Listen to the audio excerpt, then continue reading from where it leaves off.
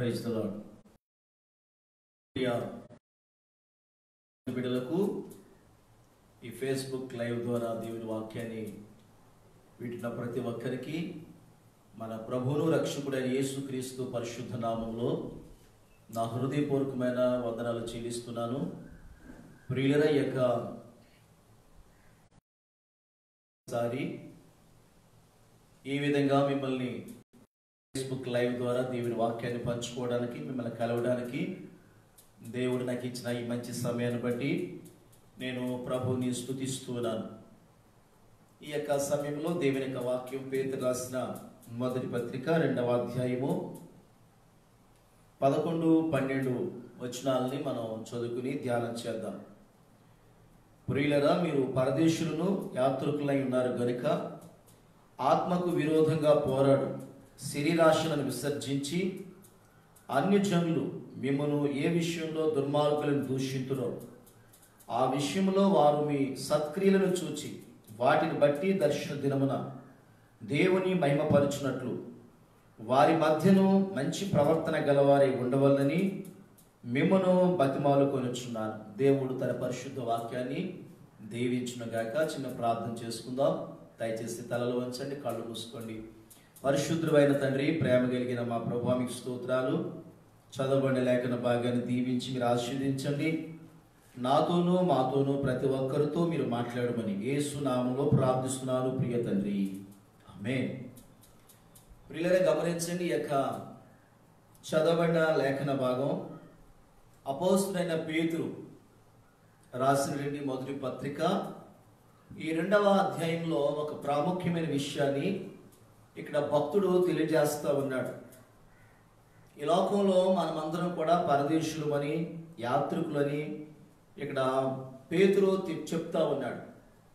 మీరు పరదేశులను యాత్రికులై ఉన్నారు కనుక ఆత్మకు విరోధంగా పోరాడు శరీరాశలను విసర్జించాలి అని ఇక్కడ మాట్లాడుతున్నాడు. ఈ రోజున ప్రియ దేవుని బిడ్డలారా, మనము ఈ లోకంలో 70 సంవత్సరాలు బ్రతకొచ్చు, లేదా 80 సంవత్సరాలు బ్రతకొచ్చు, 100 సంవత్సరాలు బ్రతకొచ్చు.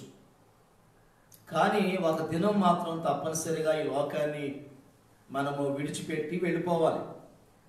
ఈ లోకంలో మన జీవిత యాత్ర గురించి బైబిల్ ఏమంటుందంటే, మనం పరదేశులు, మనం యాత్రికులు. ఈ లోకంలో ఉండేది కొద్ది కాలమే. ఈ లోకం మనకెవరికి, ఈ లోకంలో ఉన్న ఏ మనిషికి కూడా ఈ లోకం అనేది శాశ్వతం కాదు. ఈ భూలోకములో ఉండే ఈ జీవితం, ఈ జీవిత కాలం ఎంతకాలం అయ్యంటే 70 సంవత్సరాలు, అధిక బలం అంటే 80 సంవత్సరాలని మోషే తన కీర్తనలో మాట్లాడుతున్నాడు. కాలమే కనుక ఈ కొద్ది కాలాన్ని ఈ పేతురు భక్తుడు ఏమంటున్నాడంటే, యాత్రికులు, ఇంగ్లీష్లో టూరిస్ట్ అంటాడు, యాత్రికులు, పరదేశులు అంటే ఫారినర్స్. అంటే ఈ లోకంలో మనము ఒక యాత్రికులు లాగా, ఒక పరదేశీ లాగా మనము బ్రతకాలి, ఉండాలి అని బైబిల్ చెప్తుంది.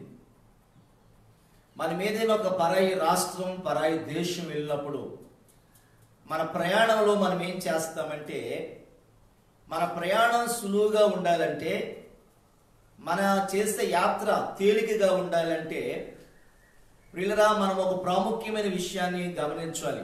అదేంటంటే, మన లగేజీ ఎంత తక్కువగా ఉంటే మన ప్రయాణం అంత చక్కగా, సేఫ్గా, సౌకర్యవంతంగా ఉంటుంది. మన లగేజీ ఎక్కువైతే మన ప్రయాణం సాఫీగా సాగదు. మన ప్రయాణం చాలా కష్టంగా ఉంటుంది. ఆ ప్రయాణంలో మనము సుఖంగా ఉండలేము.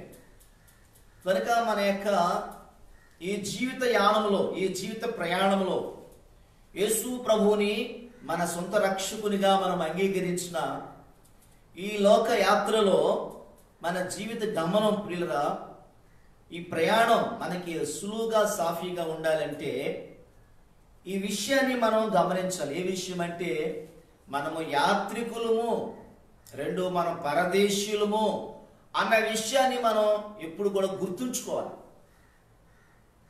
అమెరికా వెళ్ళే వాళ్ళు ప్రయాణంలో ఏం చేస్తారంటే చాలా లిమిటెడ్గా, చాలా ఎంత లగేజీ తక్కువగా తీసుకువెళ్ళాలో అంత తక్కువగా తీసుకువెళ్తారు. మనం ఏదైనా ఒక పట్టణంలో ఏదైనా ఒక టూరిస్ట్ ప్లేస్కి వెళ్ళినప్పుడు మనం కూడా ఏం చేస్తామంటే చాలా తక్కువ లగేజ్తో వెళ్తాం. ఎందుకంటే మన ప్రయాణం తేలిగ్గా ఉంటుంది.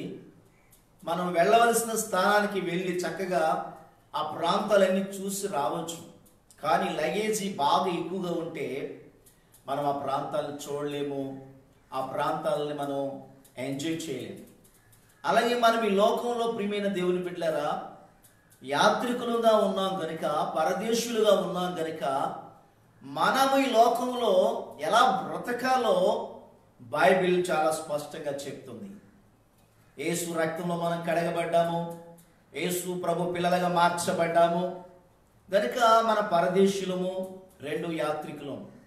ఈ లోకం మనకి శాశ్వతం కాదు. ఈ లోకాన్ని ఏదో ఒక రోజున మనం విడిచిపెట్టి వెళ్ళిపోవాలి. అయితే ఈ లోకంలో ఉన్న మనము ఎలా బ్రతకాలి అంటే ఇదే అధ్యాయంలో ఈ యొక్క పేతురు భక్తుడు ఏమని చెప్తున్నాడంటే చూడండి, ఏమన్నాడు? ప్రియులరా, మీరు పరదేశులను యాత్రికులై ఉన్నారు కనుక ఆత్మకు విరోధంగా పోరాడు శరీరాశలను విసర్జించాలి అన్నాడు. ఆత్మకు విరోధముగా పోరాడే శరీరాశలు. ఆత్మ ప్రతి ఒక్కరిలోనూ ఉంది. దేవుడు తన ఆత్మను మనలో పెట్టాడు, అందుకే మనం బ్రతుకుతున్నాం. కనుక ఈ ఆత్మకి విరోధంగా పోరాడే శరీరాశలు అని ఇక్కడ పేతురు భక్తుడు మాట్లాడుతున్నాడు. శరీరాశలు బైబిల్ గ్రంథం ఏం చెప్తుందంటే శరీర కార్యాలు అన్నాడు. ఆ శరీర కార్యాలకు ఉండే ఆశలే శరీరాశలు. గలతీ పత్రికలో అపోస్తులైన పౌలు గలతీ సంఘానికి ఈ లేఖ రాస్తూ 5వ అధ్యాయంలో ప్రియులరా 19వ వచనంలో చెప్తాడు, శరీర కార్యములు స్పష్టమైనవి.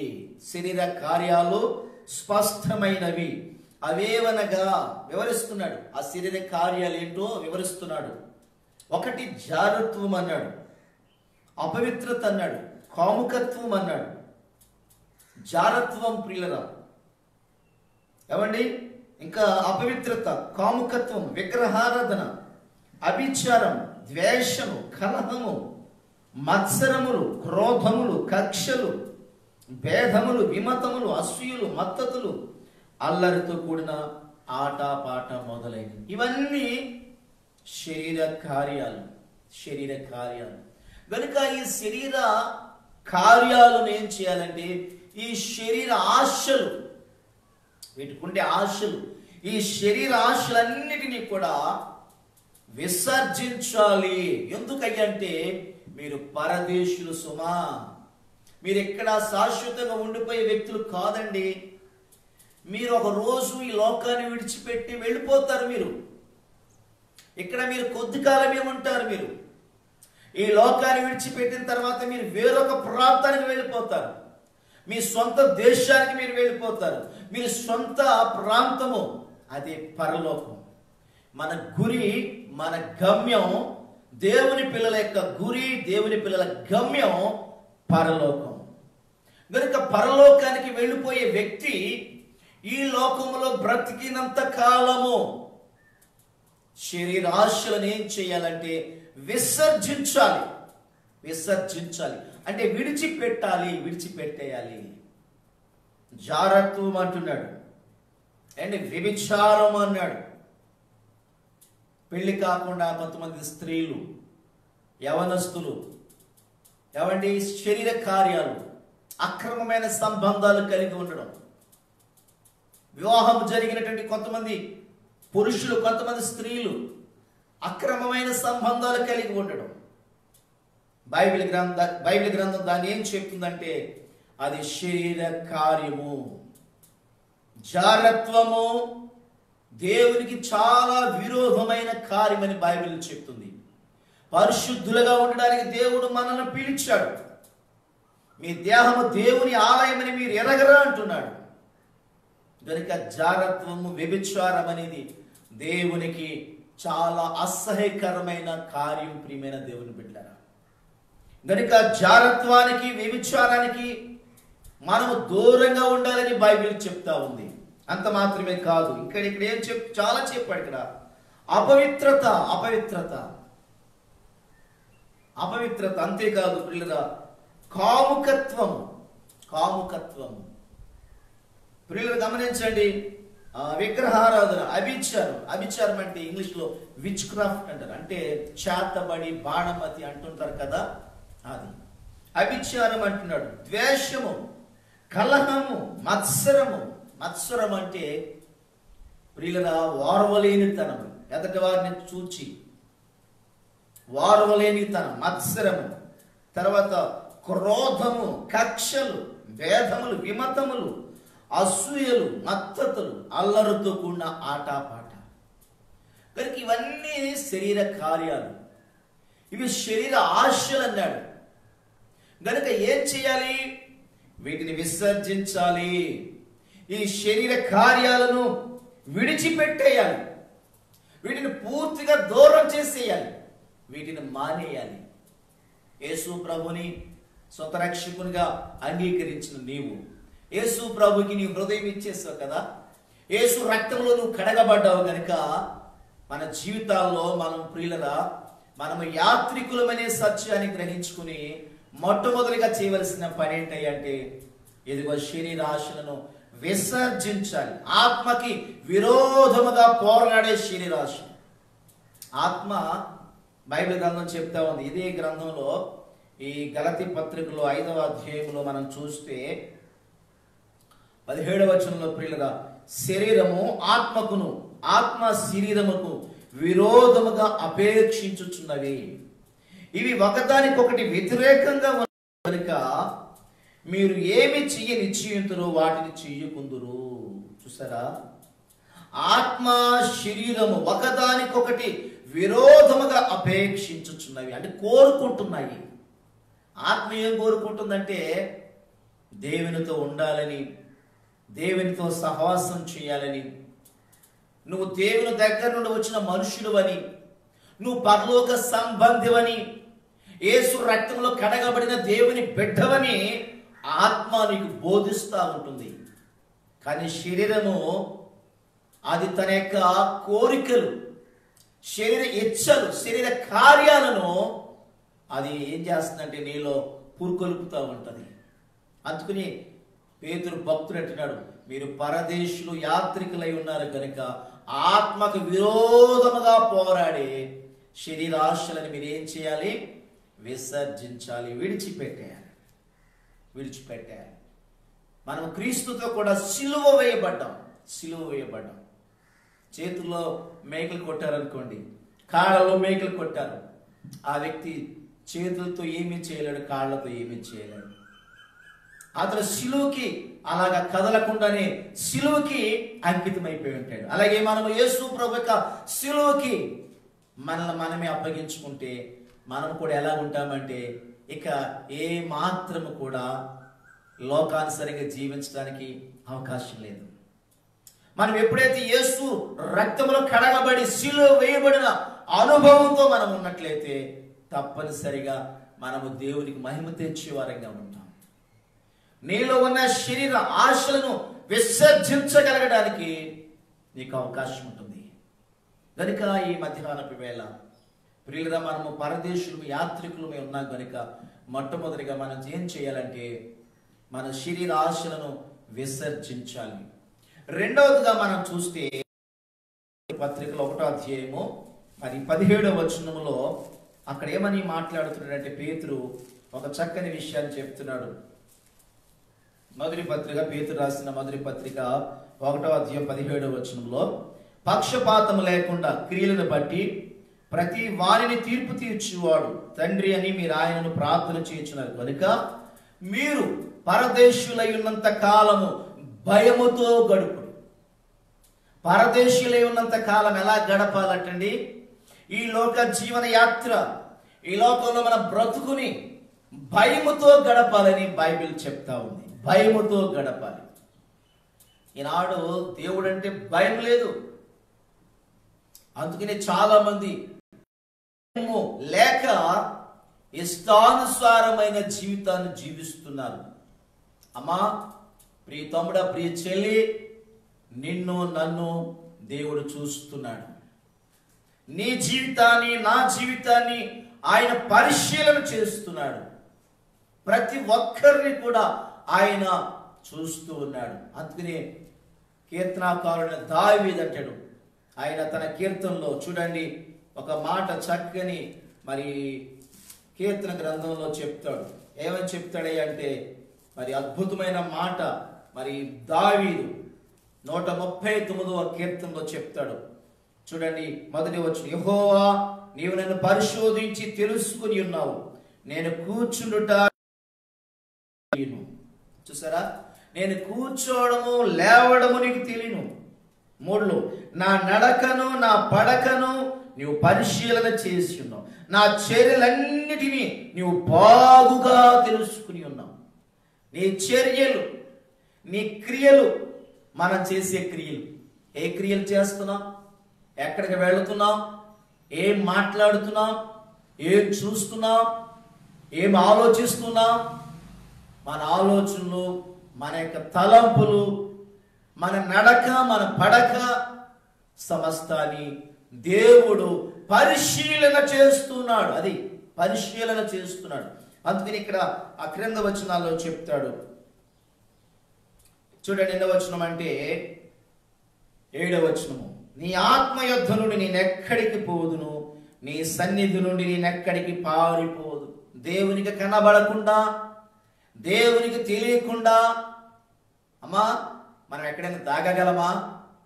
దేవుడు చూడకుండా ఏదైనా, ఏ మంచి పనైనా, ఏ చెడ్డ పనైనా నువ్వు చేయగలవా? దేవునికి తెలియనిదంటే ఈ లోకములు ఏమీ లేదు. అక్కడ క్రింద భక్తుడు అంటాడు, నేను ఆకాశానికి ఎక్కినను, నేను ఆకాశానికి ఎక్కినను, అక్కడను ఉన్నావు, నేను పాతాళమందు పండుకొనినను, నీవు అక్కడను ఉన్నావు. చూసారా, ఎక్కడికి వెళ్ళినా ఆయన ఉన్నాడు, ఎక్కడికి వెళ్ళినా ఆయన చూస్తాడు, ఎక్కడ చేసినా ఆయన తెలుస్తుంది. ఆయన తెలియని కార్యం అంటే ఏమీ లేదు. కనుక దేవుడు అంటే భయం కలిగి ఉండాలి. అందుకే కీర్తనకారుడు అంటాడు 2వ కీర్తనలో, భయము నుండి పాపము చెయ్యకుడి. దేవుడు అంటే భయం ఉందా? దేవునికి భయపడుతున్నావా? సేవకులంటే భయం ఉందా? ప్రార్థన ప్రియులరా, చాలా మంది ఈనాడు ఈ లాక్డౌన్ వల్ల ప్రార్థన లేదని చాలా మంది బాధపడుతున్నారు. కానీ నిజంగా ప్రతి వారము ప్రార్థన మానకుండా వస్తున్నానికి, ప్రతి ఆదివారం ప్రార్థన చేయగలుగుతున్నావా? ప్రతి ఆదివారం దేవుని ఆరాధించగలుగుతున్నావా? శుక్రవారం ఉపవాస ప్రార్థనలో పాలు పొందుకోగలుగుతున్నావా? నిజంగా ఈ రోజున మరి ఎన్ని వారాలు అయిపోయింది దేవుని మందిరం లేక, ఆరాధన లేక. వ్యక్తిగత ఆరాధనలు, కుటుంబ ఆరాధనలు ఉన్నాయిలేండి. సంఘముతో సహవాసం ఈనాడు మనం కోల్పోయాం. సంఘముతో చక్కని సహవాసము, ప్రార్థన, వాక్యముతో హెచ్చరించబడడం, పురుకొల్పబడడం, ఇవి మనకి తక్కువైపోయింది ఇప్పుడు. కారణం ఏంటంటే సంఘ సహవాస కూడికలు, మనకి కూడిక లేదు. మనకి ఆదివారం ఆరాధన లేదు, శుక్రవారం ఉపవాస ప్రార్థనలు లేవు. దీనివల్ల ఏమైపోయిందంటే ప్రియులరా, చాలా విషయాల్లో మనం వెనకబడిపోవడానికి ఒక కారణంగా కూడా ఉంటూ ఉంది. అయితే ఈ మధ్యాహ్నపు వేళ ప్రియమైన దేవుని బిడ్డలారా, దేవుడు అంటే మనం భయం కలిగిన వారుగా ఉండాలి. ఇక్కడ భక్తుడు అంటాడు కదా, మీరు పరదేశీయులే ఉన్నంత కాలము భయముతో గడపండి. ఏదైనా ఆ సిటీకి వెళ్ళినప్పుడు ఆ సిటీలో మనం ఏం చేస్తామంటే, ఇక్కడ నేను నాన్ లోకల్, సో ఇక్కడ నేను చాలా జాగ్రత్తగా ఉండాలి అని చెప్పి అక్కడ అందరితో చాలా గౌరవంగా మాట్లాడతాము. అక్కడ అందరితో ఒకవేళ ఎవరైనా మన మీదకి ర్యాష్గా వచ్చినా కానీ మనం చాలా సాత్వికంగాను చాలా పద్ధతిగా ఉంటాం. ఎందుకంటే అది మన దేశం కాదు, అది మన ప్రాంతం కాదు, అది మన పట్టణం కాదు. లోకల్గా ఉన్నప్పుడు మన గ్రామంలో, మన యొక్క సిటీలో మనకుండే ధైర్యం వేరు, మనకుండే ప్రియులరా ఆ బలం వేరు. మరి మనము ఈ లోకస్తులు కాదు సుమా, మనం ఈ పట్టణస్థులం కాదు. మన పట్టణము వేరే ఉంది, మనం పరదేశులము, యాత్రికులమని భక్తుడైన పేతురు ఎంతో చక్కగా చెప్తున్నాడు. మీరు పరదేశులు, యాత్రికులై ఉన్నారు కనుక మీరు శరీరాశలను విసర్జించండి అంటున్నాడు. ఇక్కడ 1:17 మీరు ఏం చేయాలంటే, మీరు పరదేశులై ఉన్నంత కాలము భయముతో గడపండి. భయం ఉందంటారా మనకి? ఈరోజు ఒకవేళ నువ్వు భయం లేకుండా ఇష్టానుసారంగా జీవిస్తున్నావేమో, స్వేచ్ఛగా నీకు ఇష్టమైనట్టుగా, భయం లేకపోతే నీకు మన ఇష్టం, మనం ఎలా పడితే అలా నడిచేస్తాం, ఎలా పడితే అలా మాట్లాడేస్తాం, ఎక్కడికి వెళ్ళాలంటే అక్కడికి వెళ్ళిపోతాం, ఏది చెయ్యాలనుకుంటే అది చేస్తాం. నా ఇష్టమని ఆ ధోరణి అప్పుడే వస్తుంది. భయం ఉన్న వాళ్ళు అలా ఉండరండి. అమ్మో నేను చాలా జాగ్రత్తగా ఉండాలి, అవును, ఈరోజు ఈ వాక్యం వింటున్నా నా ప్రియ దేవుని బిడ్డలారా, పరదేశులే ఉన్నాం మనము. నువ్వు భయంతో గడపాలి. ఇప్పుడు చూడండి, కరోనా గురించి ఎంత భయపడిపోతున్నారో, ఎంత భయం అంటే ప్రాణాల మీద తీపి, ప్రాణాల మీద ఆశ. అందుకని ఎవరు అసలు బయటకు కనిపించట్లేదు, తిరగట్లేదు, వ్యాపారాలు బంద్ అయిపోయినాయి, ట్రైన్లు బంద్ అయిపోయినాయి, బస్సులు బంద్ అయిపోయినాయి, ఉద్యోగాలు బంద్, అన్నీ బంద్. ప్రతి ఒక్కరు ఇంటికే పరిమితం అయిపోయారు. దానికి కారణం ఏంటంటే ప్రాణ భయం. ప్రాణం పోతుందేమో, కరోనా వస్తే ప్రాణం పోతుందేమో. అవును, కరోనా వస్తే ప్రాణం పోవచ్చు. చాలా వరకు చెప్పలేము, గ్యారెంటీ ఇవ్వలేము. అది గ్యారెంటీ చెప్పలేము. పిల్లలు గమనించండి, ఈ రోజున ఒక వ్యాధికి మనిషి భయపడుతున్నాడు. ఈ లోకంలో కానీ దేవునికి నాడు మనిషి భయపడలేకపోతున్నాడు. అమ్మా బాబు, దేవునికి మనం భయపడే వారంగా ఉంటే తప్పనిసరిగా మనము దేవుని రాజ్యంలోకి వెళ్ళిపోతాం, పరలోకంలోకి. ఎవరిని ఆకలి దప్పికలు లేని ఆ మహిమ కలిగిన నగరు నీకు ఇవ్వబడుతుంది. అయితే నువ్వు ఈ లోకంలో ఉండగా నువ్వేం చేయాలంటే, నువ్వు భయం కలిగి పాపము చేయకుండా ఉండాలి. దేవునికి నువ్వు భయపడాలి. నువ్వు దేవునికి భయం. చాలా మంది రోగాలకు భయపడతారు, కొంతమంది ఇబ్బందులకి, సమస్యలకు భయపడతారు. లోకంలో ఎవరెవరికో భయపడిపోతూ ఉంటారు. కానీ ఎవరికి భయపడాలంటే జీవము గల దేవునికి నువ్వు భయపడాలి. దేవునికి భయపడిన వ్యక్తులను బైబిల్లో మనం ఎందరినో చూస్తాం. దేవునికి భయపడి వాళ్ళు దీవించబడ్డారు.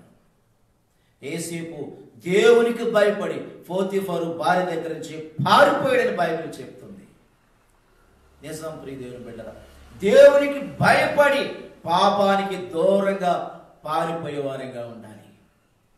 పరిశుద్ధతలో మనం వేరుపారేవారంగా ఉండాలి. మన నడవడిక, మన ప్రవర్తన, మన జీవితం అంతా పరిశుద్ధతలోనే మనం నిలబడాలి. బైబిల్ గ్రంథం చెప్తుంది, మీరు పరిశుద్ధులవుటకే ఆయన మనల్ని పిలిచారు. అపవిత్రులుగా ఉండడానికి మనం పిలవలేదు. యేసు రక్తంలో కడగబడిన మనము ఈ లోకంలో ప్రియులుగా చాలా భయముతో గడపాలి. కనుక మూడవదిగా మనం చూస్తే, మొట్టమొదటిగా పరదేశీలో ఉన్నవారు ఏం చేయాలంటే సెకండ్ కదా, మరి శరీరాశను విసర్జించాలి అని చెప్తూ ఉన్నాడు. రెండవదిగా పరదేశీలో ఉన్నవారు భయముతో గడపాలి. మూడవదిగా పరదేశీలో ఉన్నవారు ఏం చేయాలి అంటే, హెబ్రీ గ్రంథకర్త మరి హెబ్రీ పత్రికలో ప్రియుల అపోస్తలుడైన పౌలు ఆయన చెప్తాడు. 11వ అధ్యాయంలో చూస్తే, 11వ అధ్యాయంలో మనం చూసినట్లయితే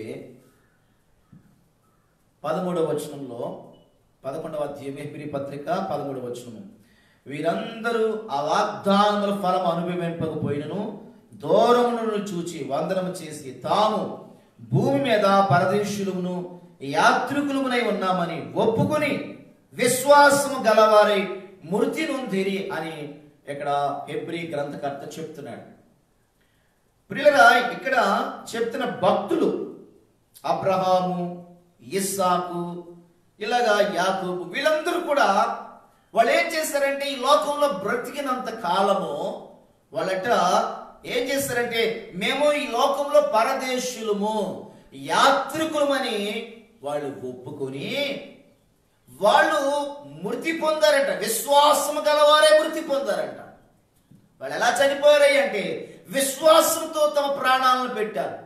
ప్రాణాలు పెట్టి ఏం చేస్తారంట, ఆ క్రింద వచనాలు చెప్తున్నారు, ఇలాగూ చెప్పువారు తమ స్వదేశాన్ని వెదుకుచున్నామని విశుద్ధపరచుచున్నారు కారా, వారు ఏ దేశము నుండి వచ్చినో ఆ దేశమునకు జ్ఞాపకం అందించుకునేలా మరలా వెలుటకు వారికి వీలు కలిగి ఉండును. అయితే వారు మరి శ్రేష్టమైన దేశం అనగా పరలోక సంబంధమైన దేశమును వారు కోరుచున్నారు. అంటే పరలోక సంబంధమైన దేశాన్ని వారు వెతుకుచున్నారని, ఆ దేశాన్ని వాళ్ళు గుర్తుంచుకుని వారి లోకంలో బ్రతికినంత కాలం పరదేశులుగా యాత్రికులుగా ఉన్నారని విశ్వాసము గల వారే మృతి పొంది వారు తమ సొంత దేశానికి వెళుతున్నట్లుగా హెబ్రీ గ్రంథకర్త ఇక్కడ గ్రంథస్థం చేశాడు. నా ప్రియమైనటువంటి దేవుని బిడ్డలారా, మనము చనిపోయిన తర్వాత మన ఆత్మ పరలోకానికి వెళ్ళాలి. మనము ఈ లోకంలో ఉన్నప్పుడు ఎలాగా మన యొక్క జీవితాన్ని మన తనువు చాలించాలి అంటే భక్తులు వాళ్ళు ఏం చేస్తారంటే విశ్వాసం గలవారే మృతి పొందారట. అంటే వాళ్ళు చనిపోయేటప్పటికి నిండు విశ్వాసంతో తమ ప్రాణాలను విడిచిపెట్టారు గనుక దేవుడు వారి దేవుడు అనిపించుకోవడానికి ఆయన సిగ్గుపడలేదట. దేవుడు వారి కోసము ఒక పరిశుద్ధమైన పట్టణాన్ని, ఒక మహిమ కలిగిన నగరును వారి కోసం సిద్ధం చేశాడు. ఎందుకంటే వారి విశ్వాసాన్ని కాపాడుకున్నారు. ఈ లోకంలో బ్రతికినంత కాలము తాము పరదేశులము, యాత్రికులమని ఒప్పుకున్నారు వాళ్ళు. అందుకనే ఏం చేస్తారంటే అబ్రహాముకి అబ్బో ఎంత ఐశ్వర్యం ఉందో, కానీ గుడారాల్లో నివసించాడు. అతను గుడారాల్లో నివసించాడు. అతని కుమారుడు ఇస్సాకు, అతను కూడా గుడారాల్లోనే ఉన్నాడు. చూడండి పైన వచనము, ప్రియమైన దేవుని బిడ్డలారా, ఎన్నో వచనం అంటే చూడండి ఒకసారి ఈ 11వ అధ్యాయంలో మనం చూస్తే 9వ వచనంలో చూస్తే విశ్వాసమును బట్టి అతడును అతనితో వాగ్దానం సమాన వారసులైన ఇస్సాకు, యాకోబు అనువారు గుడారములలో నివసించుచు అన్యుల దేశములో ఉన్నట్టుగా వాగ్దత్త దేశంలో పరవాసులైన. ఎలా ఉన్నారట వాళ్ళు? వాగ్దత్త దేశంలో పరవాసులుగా ఉన్నారట. అంత మాత్రమే కాదు, వారు గుడారాలలో నివసించారట. గుడారాలు టెంపరీ హౌసెస్. వాళ్ళు కేవలము పర్మనెంట్ బిల్డింగ్లో వాళ్ళు ఉండలేదు. Temporary houses, temporary. ఈ రోజున బిల్డింగ్ల కొరకు ఇన్ని కోట్లు ఖర్చు పెడుతున్నారు. ఫర్నిచర్ కొరకు ఎంత డబ్బు ఖర్చు పెడుతున్నారు. ఏమండి, ఇస్సాకు, యాకోబు భక్తులు వాళ్ళు ఏం చేస్తారంటే వారు చాలా సాధారణమైన జీవితాన్ని జీవించినట్లుగా బైబిల్ చెప్తుంది. ఈనాడు చూడండి ఎంతమంది, చాలా మంది తమ జీవితాలు మనం చూస్తే చాలా డబ్బుల్ని ఎంతో వృధాగా ఖర్చు పెడతా ఉంటారు. శరీరాశ కొరకు, నేత్రాశ, జీవపు డమ్ము, వాటి కొరకు తమకివ్వబడిన విలువైన ధనాన్ని కష్టపడి సంపాదించిన సంపాదన అంతా కూడా ఏవో వేటి కొరకు ఖర్చు పెట్టేస్తూ ఉంటారు. ఏవి ప్రాముఖ్యమైనవో తెలియదు, ఏవి ఖ్యాతి గలవో తెలియదు, ఏవి రమ్యమైనవో తెలియదు. శరీరాశ, నేత్రాశ, జీవపుటము, ఈ వీటి కొరకే తమకు ఇవ్వబడిన ఆ డబ్బు, జీతాలు కానివ్వండి, వ్యాపారంలో వచ్చే కానివ్వండి, వ్యవసాయంలో వచ్చే కానివ్వండి, ఆ డబ్బంతా తుచ్చమైన వాటి కొరకు, ఉపయోగం లేని వాటి కొరకు, ఈ లోకంలో విడిచిపెట్టేసే వాటి కోసం ప్రజలు ఖర్చు పెడుతుంటారు. నిత్య జీవం కోసం, పరలోకం కోసం తమ ధనాన్ని వివరు, తమ ధనాన్ని ఖర్చు పెట్టరు. తమకు ఇవ్వబడినటువంటి ఆ తలాంతుల్ని పాతి పెట్టేస్తూ ఉంటారు చాలా మంది.